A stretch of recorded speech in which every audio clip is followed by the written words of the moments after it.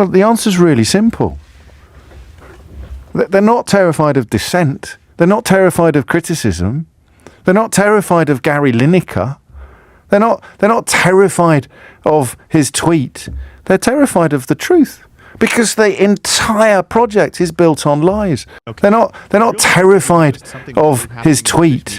They're terrified of the truth. I just want to take a moment, because it's leading our bulletin as well, the fact that Gary Lineker has said that he is not going to apologise for describing Suella Braverman's language, which is not dissimilar to the language of 1930s Germany, as being not dissimilar to the language of 1930s Germany. And you may be wondering why he, in particular, garners such attention and such pearl-clutching fury from sections of the media that normally get to spew their bile absolutely uninterrupted and unchallenged. That's what they're terrified of. It's a shame that the rest of the media has to almost follow the trawler like seagulls, an agenda set by the biggest beasts in the jungle. But in case you need help understanding it, Lineker's got millions of followers on Twitter. I think he's got about 7 million.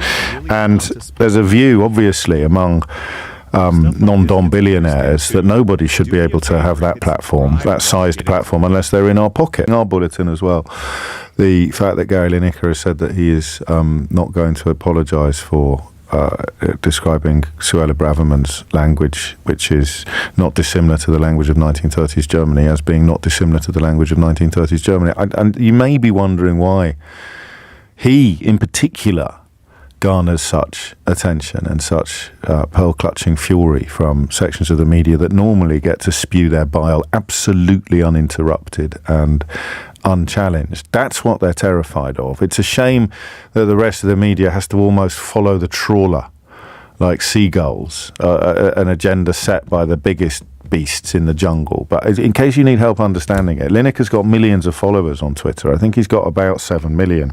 And there's a view, obviously, among non-dom billionaires that nobody should be able to have that platform, that sized platform, unless they're in our pocket.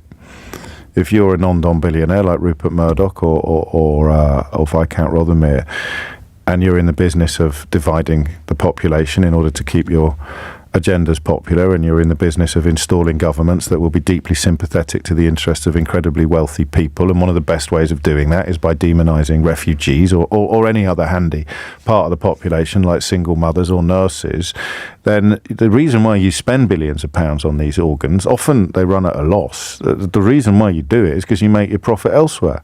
You make it in power and influence, and the money that you make as a consequence of helping to install governments that are dedicated to the interests of the very, very wealthy. So when someone's wealthy enough not to be frightened of you, it's kryptonite. Carol Vorderman is the guest on Full Disclosure this week. Carol, self-made woman who is secure, she explains this to me in the interview, secure enough not to be frightened of what they can do to her, in the context of either having your livelihood damaged or taken away, or having your reputation traduced and maligned in public. Lineker's the same. Lineker, supremely successful footballer, most successful striker of his generation, a golden boot winner in an England shirt. One of the first players to travel to other countries to play, actually learned the languages, speaks Japanese, I think, certainly Spanish, and they don't know what to do with it because he's not frightened of them.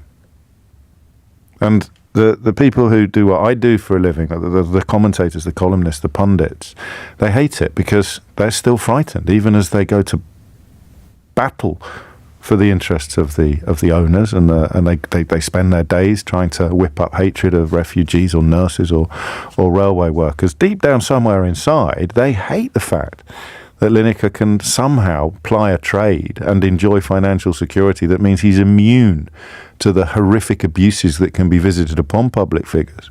What's he done? He's issued a tiny tweet describing a hideous policy, a policy that is being condemned by everybody from the British Board of Deputies of British Jews right through to the United Nations. But it's a football commentator, a football broadcaster, a sports broadcaster that they're having kittens about. Why? Because he's got the platform. You see? You can write off lefty lawyers or activist civil servants or Labour politicians, but you can't write off a football legend who's the best sports broadcaster the country's seen since, I don't know really, Desmond Lynam probably. They can't do it, so they have to keep him out.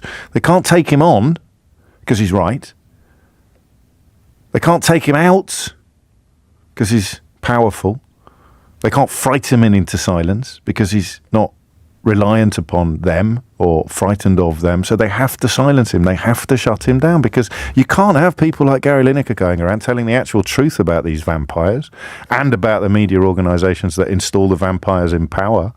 The people over there don't really give a hoot about people in small boats. I don't mean that they're callous and don't care. They mean it's not a big issue to them, but they know they can turn it into a big issue for the people who will allow politicians to preside over what we've seen happen to the police, what we're hearing now today about what's happened to the police, what we know has happened to the NHS and to schools and to rivers and to the cost of living and to energy and to every other corner of our country.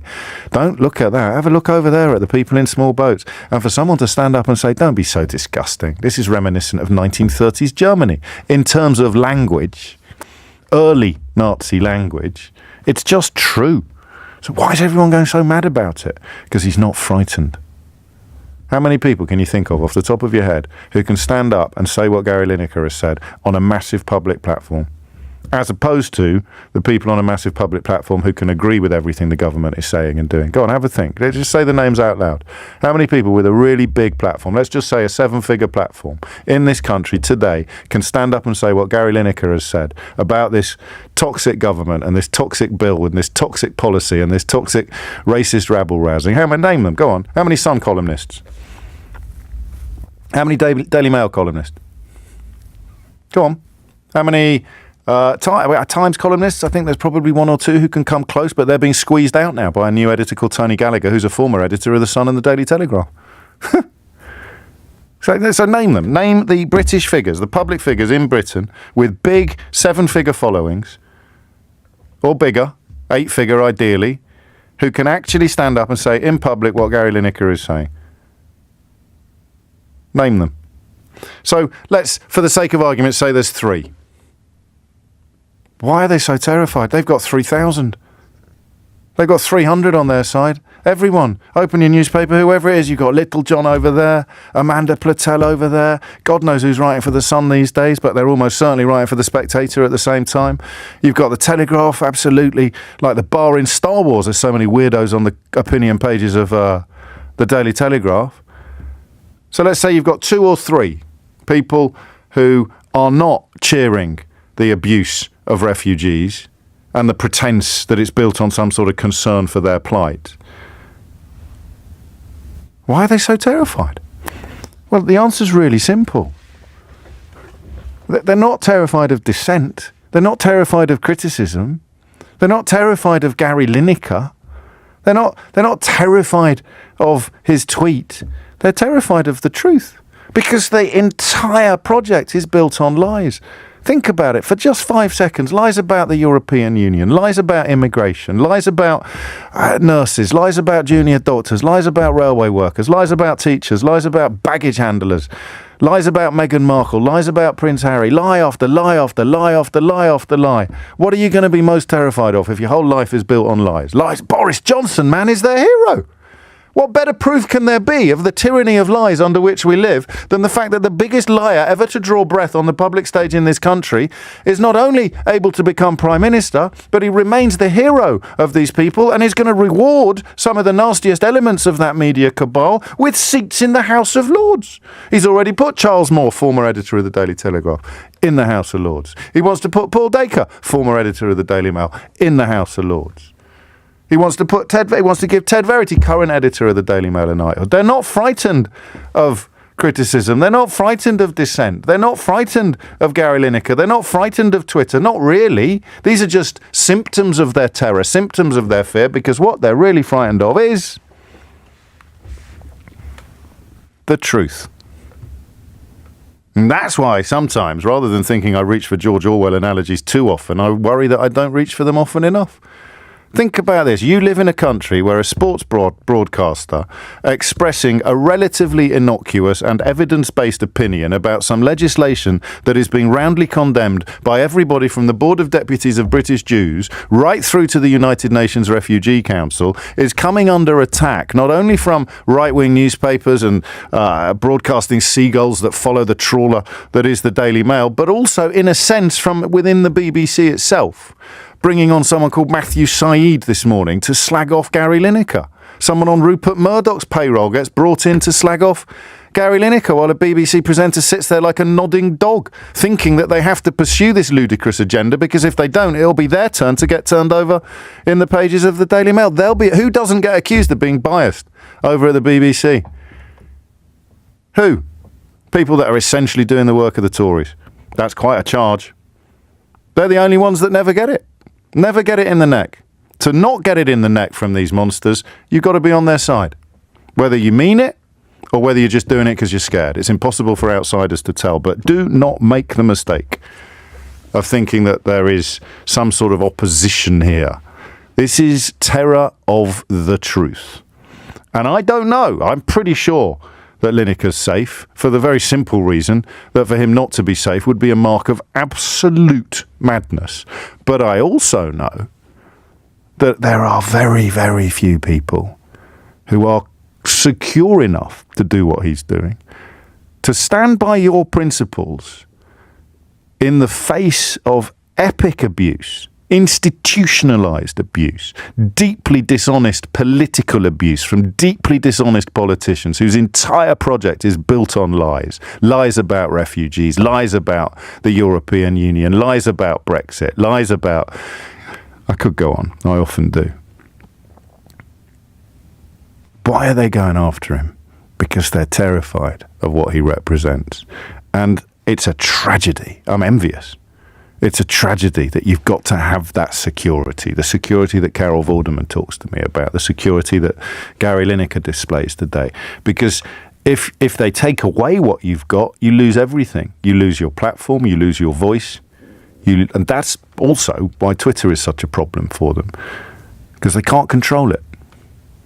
If they can't control the media, they can't keep the truth out. Which is a fairly portentous analysis of a single tweet by a single sports broadcaster. But that's how bonkers Britain has become. That's where we are now. And just have a look at all of the people leading the line on attacking Gary Lineker and ask yourself where they stood on Brexit and Boris Johnson, the mother of all lies and the mother of all liars. Funny that. If only it was. So here's what I keep coming back to. This was never really about Lineker, was it? It's about who's allowed to have a platform and who isn't. Think about it with me for a second. He says something that human rights groups, faith leaders, basically anyone paying attention already agrees with. And instead of anyone actually arguing back, the whole play is just shut him down. Not here's why you're wrong. Just be quiet. That's not strength. That's panic. And honestly, when people reach for outrage instead of an argument, that usually tells you they don't have one. You can try to smear a guy for having a big platform. What you can't do is stop people from noticing exactly who's afraid and why. If this kind of thing bugs you as much as it bugs me, subscribe. We're not done digging into this.